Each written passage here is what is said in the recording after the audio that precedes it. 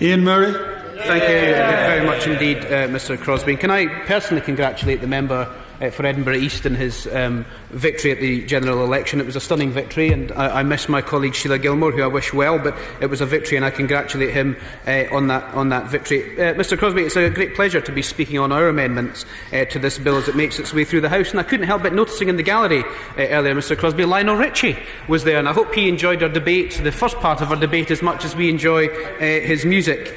These committee days are really important to ensure that the Smith Agreement in this House is delivered in full, as we said consistently at second reading, in both spirit and indeed in substance. It's also essential to ensure that we go further than the Smith Agreement, as we've said consistently on this side of the House, and set out a number of clear improvements. Scotland has had an in-depth and passionate debate about its future and concluded that a fair and more prosperous Scotland is best delivered by shared tax and spending across the UK, but with Scotland taking more control over the levels of tax and spending, alongside, of course, greater accountability.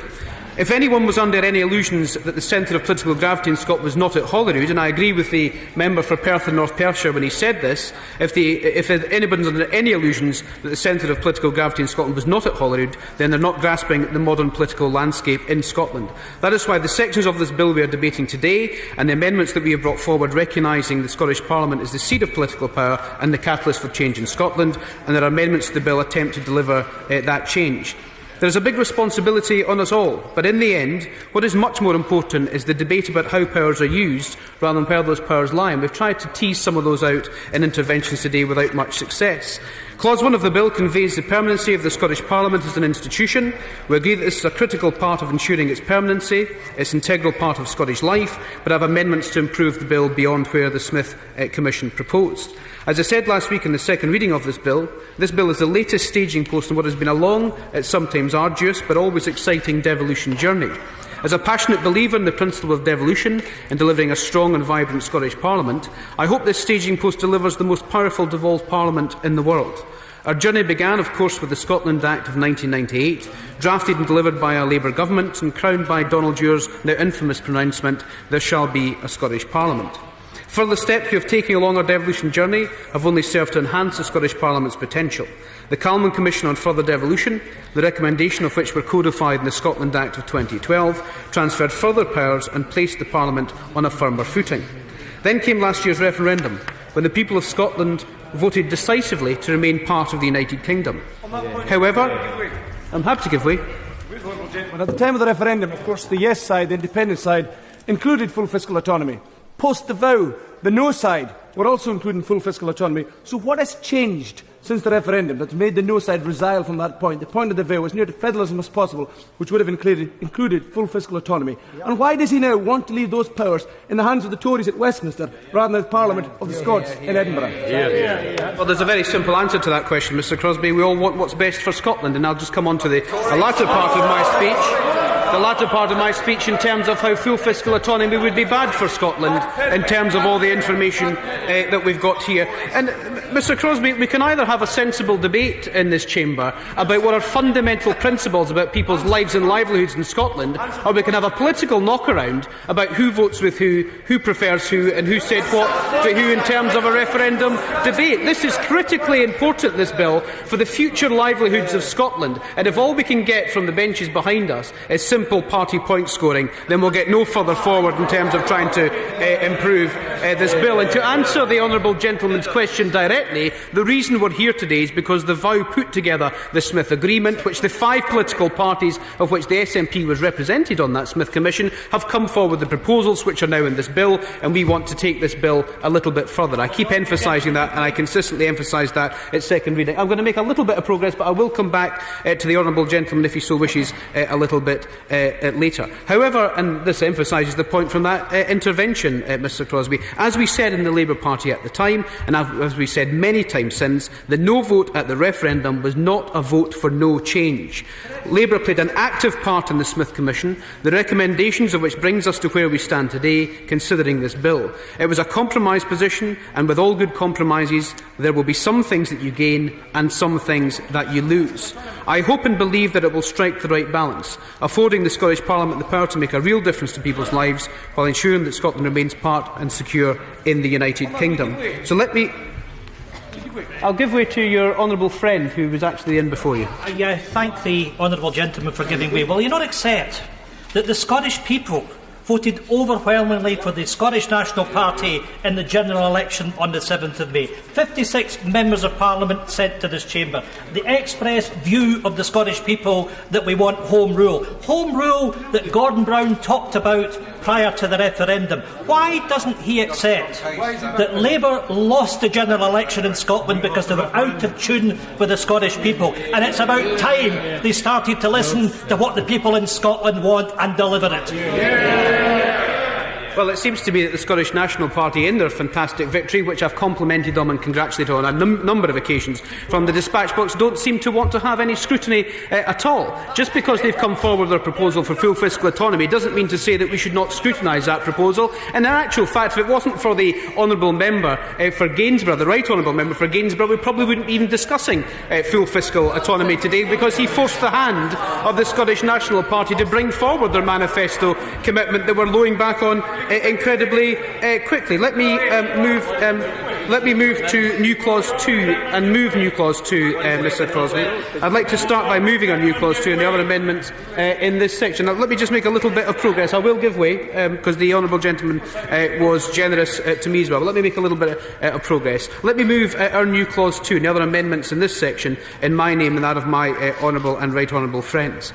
In the last couple of years, it's become increasingly apparent that devolution is not just a matter for Scotland, Wales and Northern Ireland, but also for the rest of England and the United Kingdom as a whole. The Labour movement has always been an engine of reform and the party of devolution. Now, people want to see power devolved and exercised at local level, affording greater decision-making and enhanced accountability. I will give way, but let me make a little bit of progress, because there are people who want to speak on other amendments. But if these ambitions are to be realised, we need to depart from the divisive rhetoric employed during the general election campaign, which set Scots against the English, against one another, and risked tearing the UK apart at the seams. Labour believes in the historic union of the UK nations working together for the common good. However, it's clear that the union now needs to evolve, and that evolution means dispersing power from the centre, from Whitehall and from this Parliament. With devolution to Scotland, Wales and Northern Ireland continuing apace, this evolutionary process is in danger of becoming lopsided. That is why, had Labour won in May, we would immediately have started to devolve power away from Whitehall, not just to Scotland, Wales and Northern Ireland, but also to the regions and localities across the United Kingdom. That is because we recognise that regions can and must be given more of a voice in our political process, and that we must find new ways to give further voice to regional and national culture and identity, and crucially without the strings attached that this government have attached. I'm happy to give way. I'm grateful to my honourable friend for giving way, and I apologise to my honourable friend over here. He makes an important point about taking power out of the hands of this place and of the Scottish Parliament and giving it to local communities. Some of his other friends in his own benches have made the same point. Why then did Labour-controlled Glasgow City Council continue to act as a roadblock against our piece of legislation in the Scottish Parliament? I see him rolling his eyes and chuntering to his mate beside him. Why are they against our bill in the Scottish Parliament to give power to local communities through the Scottish Parliament? Why is Labour such a roadblock in Glasgow?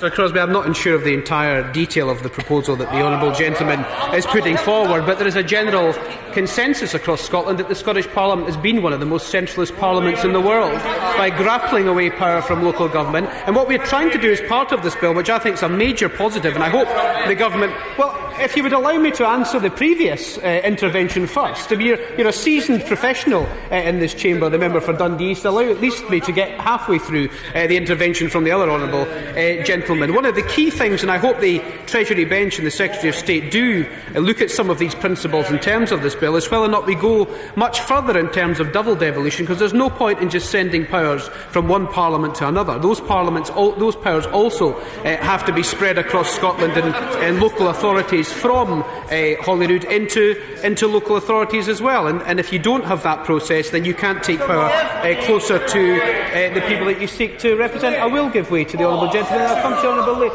Well, you can blame your boss if you like, but he wants to come in first. The honourable gentleman has suggested about 10 minutes ago that somehow the Scottish National Party weren't going to bring forward an amendment to deliver full fiscal autonomy, and he suggested it only happened because of the honourable gentleman for Gainsborough's amendment. That, of course, is completely false. Amendment 89 is on the order paper to deliver full fiscal autonomy.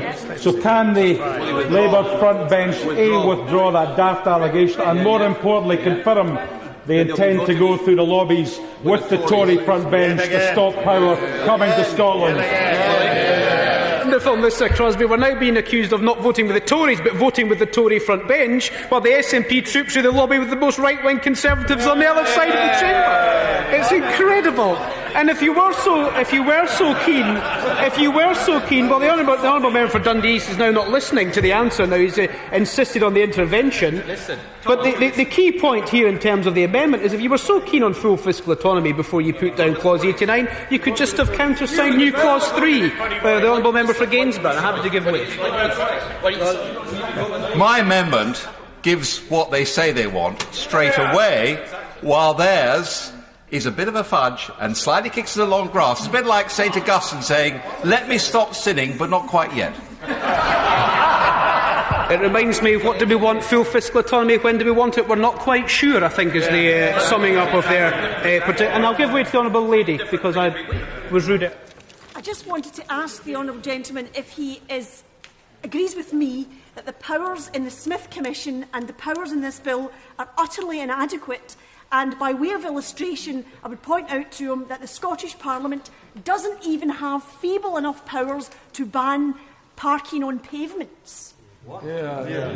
Such is the lack of teeth of the Scottish Parliament, and the powers presented in the Smith Commission and in this bill are utterly inadequate. And further, does he agree with me that all power should be devolved to Scotland unless there is a compelling reason to reserve that power at Westminster? Well, the honourable lady is right. There is a deficiency in terms of parking on pavements, and I think all honourable members have been lobbied about trying to change that in the bill. We'll be bringing forward amendments. You're very welcome to sign our amendment if you wish, in terms of be able to do that. I'm sorry, do you want to? No, sorry. Mr Crosbie, let me make a little bit of progress, and hopefully we can bring some... let me give this commitment, Mr Crosbie. If the honourable lady brings an amendment forward on parking on pavements, we will sign it. So there's a commitment that if she wants to do that. Mr Crosbie, I was talking about new clause 2. Let me just tell you a little bit about why we brought new clause 2 in terms of the Constitutional Convention, in terms of the practical steps we need to take so that, where appropriate and desirable, decisions are taken as close to communities as they possibly can. Our new clause proposes that members of the Constitutional Convention must include members of the public, which is the key part of any constitutional convention, elected representatives from across all levels of government, including this place, and of course local government, representatives of civic society organisations, and in an advisory role, of course, academia as well. What we cannot have is a Prime Minister and government cooking up a devolution settlement and a backroom of the Cabinet Office without proper recourse to the public. And as I said at second reading, the Prime Minister's cat-handed approach to the way he dealt with the post-Scottish referendum landscape has in itself threatened the very viability of the UK that Scots voted to maintain. So let's have a wide-ranging discussion on the constitutional settlement of the whole of the UK. The review undertaking the recommendations by the Constitutional Committee would include, but not be restricted to, matters that we've already discussed today: the role of voting rights in this chamber, a democratic reform of the House of Lords, further subnational devolution to England, Wales, Northern Ireland and Scotland, votes of course at 16, and codification of the Constitution, which I think is one of the problems that we have in terms of discussing the Scotland Bill, about us not having a proper written constitution. Can I turn, Mr Crosbie, if I may, to our amendments 37 and 38. That are very similar in substance to those tabled by the Right Honourable Member for Orkney and Shetland. The opening lines of the vow declare that the Scottish Parliament is permanent and extensive new powers of Parliament will be delivered. Equally, the Smith Commission agreement said that UK legislation will state that the Scottish Parliament and the Scottish Government are permanent institutions. And as I have said, the centre of political power in Scotland is the Scottish Parliament. It has the power over most things that affect the day-to-day lives of most Scots. But as things stand, and as was noted by the House of Commons Political and Constitutional Reform Committee, the Scotland Act 1998 stated that there shall be a Scottish Parliament, but did not provide that it be permanent. Nor, on the other hand, does it set out any special procedures or grounds under which it could be dissolved. Would it simply be a repeal of the Scotland Act of 1998? There has been agreement from legal experts that the clause as it stands could be made clearer, more concise and more in keeping with the overall spirit and tenor of the Smith recommendations. For example, the Law Society of Scotland, and I thank the Law Society of Scotland, in particular Michael Clancy, for all his advice on the legalities of these particular clauses, stated that the phrasing in the draft clause does not literally implement the terms of paragraph 21 of the Smith report. The use of the phrase recognise as permanent has a different nuance from the statement that the Scottish Parliament and the Scottish Government are permanent institutions. Okay, well, at that point, I'll give way to the honourable gentleman. yeah, well, given that the Scottish Parliament, at the insistence of the Labour Party, was founded through the process of a referendum, will he support our clause to ensure that it can't be abolished without a referendum? Well, Mr Crosbie, I'm absolutely delighted that the honourable gentleman's raised that point, because actually that's exactly what our amendment does as well, and we're very happy for them to sign our amendment, given we had our amendments down on the order paper before the Scottish National Party. But we agree on this. There's no division on this. We need to have a robust devolution architecture. That means making sure that the legal restrictions, notwithstanding in the Scotland Bill, are removed, so we do have a permanent Scottish Parliament in statute and as well in law and as well as in spirit. Amendment 37 alters Clause 1 by exchanging the indefinite for the definite article in reference to the Scottish Parliament.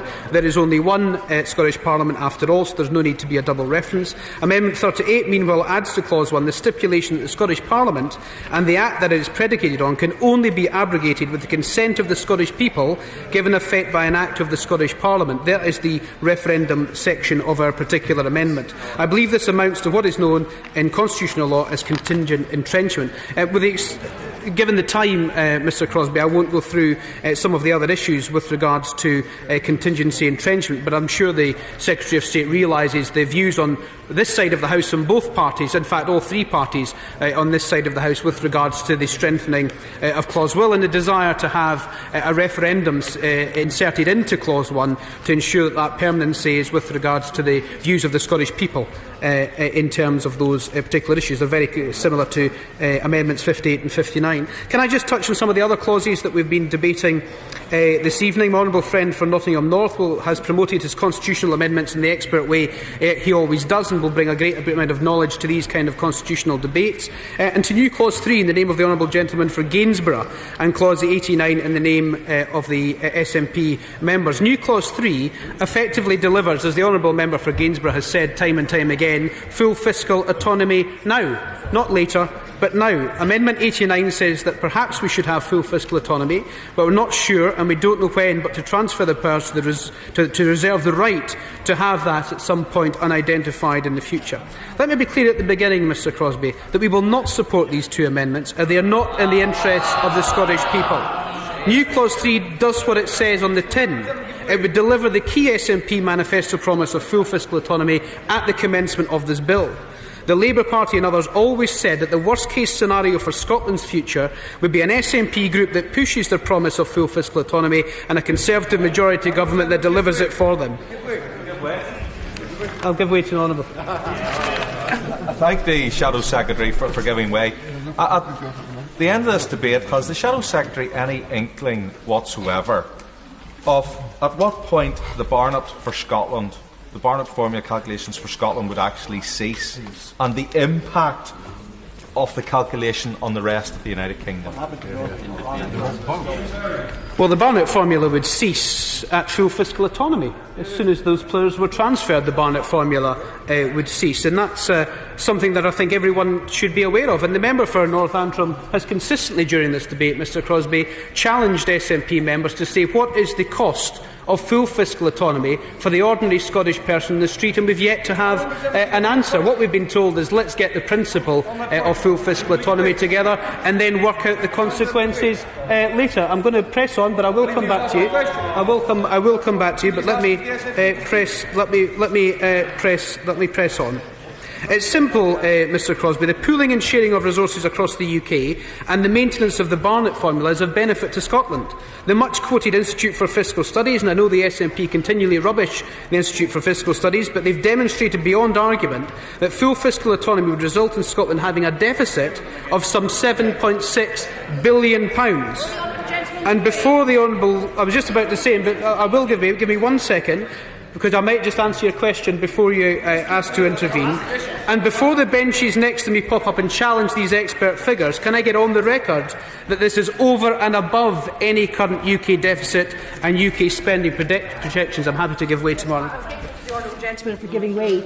Would the honourable gentleman agree with me that all this talk of black holes with full fiscal autonomy fails to recognise that a black hole exists right now as a result of successful Westminster Government policies, a black hole created by policies of successive Tory and Labour governments, and for which the Tories at present are making the poorest and most vulnerable in our society pay. The case that Labour are making out in attacking full fiscal autonomy.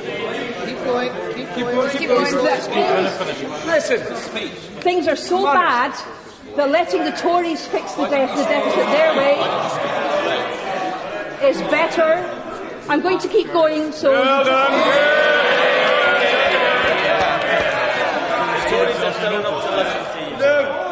You would rather... Amendment should be short, and the House should be tolerant of that. Joanna Cherry. Would the honourable gentleman agree that his party should have more ambition for Scotland? Well, Mr Crosbie, this is the nub of the matter, isn't it? Because if you try and scrutinise what would be a devastating policy for Scotland, you are accused of not being ambitious for Scotland. And let me just, for the avoidance of doubt, the £7.6 billion is over and above the UK deficit. I do agree with the Honourable Lady. The Conservative government previously, from 2010 to 2015, made a complete shambles of getting rid of the deficit. They broke all their promises on getting rid of the deficit, and indeed only half the deficit over their period in office from 2010 to 2015. But the actual deficit, and the Institute for Fiscal Studies paper is here, is not £7.6 billion, it's £7.6 billion over and above the current UK deficit, which is £14.2 billion. That's not being ambitious for Scotland. That's warning against a fiscal policy that would be folly for families up and down Scotland in terms of the way it would work out. I'll give way to the honourable gentleman before he busts a blood vessel. Thanks for giving way. Very, very grateful for giving way.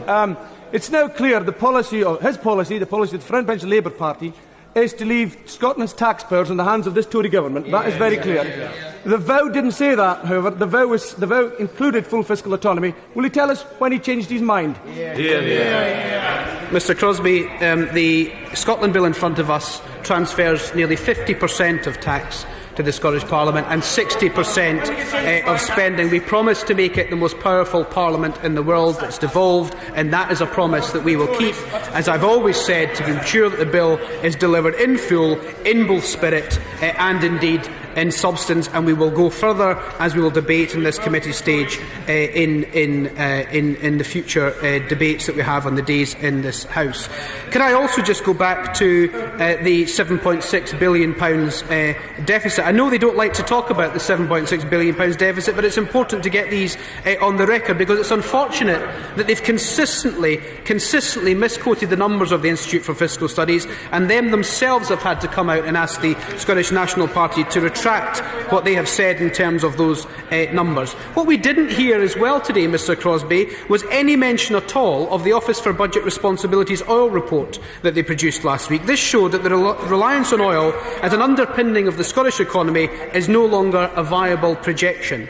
The collapse in revenues from oil will see tax take from this source drop from £37 billion to just £2 billion over the 20-year period to 2040. That would be catastrophic for Scottish public finances. So the question then becomes, will the SNP vote with the Tories to deliver what they want, as they've said that they will do, or will they finally admit in this House that their flagship policy of full fiscal autonomy is economically illiterate? And there's no better time to go to the honourable member for Dundee East. The honourable gentleman's being extremely generous indeed. He mentioned the OBR. He will like to confirm, I'm sure, for the sake of completeness, that the OBR themselves said the forecasts were very uncertain, even over the short term. They imply 8 billion billion barrels of oil extracted, rather than the normal industry 14 to 24 billion barrels extracted. And of course the figures they use are contradicted by other expert groups which have higher prices and higher forecast extraction figures. Well, the honourable member for Dundee East is wasted in this House. Mr Crosbie should be in the City buying and selling futures and oil price shares, I would have thought would be the best way for him to go. The three things that fall from the OBR report is the unpredictability of oil price, the difficulty of extraction in the North Sea, and the fact that, whichever way you look at it, oil revenues are declining quite sharply over the next 20-year period. It would appear that the honourable gentleman... Well, if they wish to intervene, I'm happy to take other intervention, Mr Crosbie, but it's quite clear that they cannot defend their policy for full fiscal autonomy. Indeed, they should listen to their honourable friend, the honourable gentleman for East Lothian, who said it would be economic suicide. He's an experienced journalist, he's an experienced economist, and they would do very well to listen to what he said in terms of full fiscal autonomy.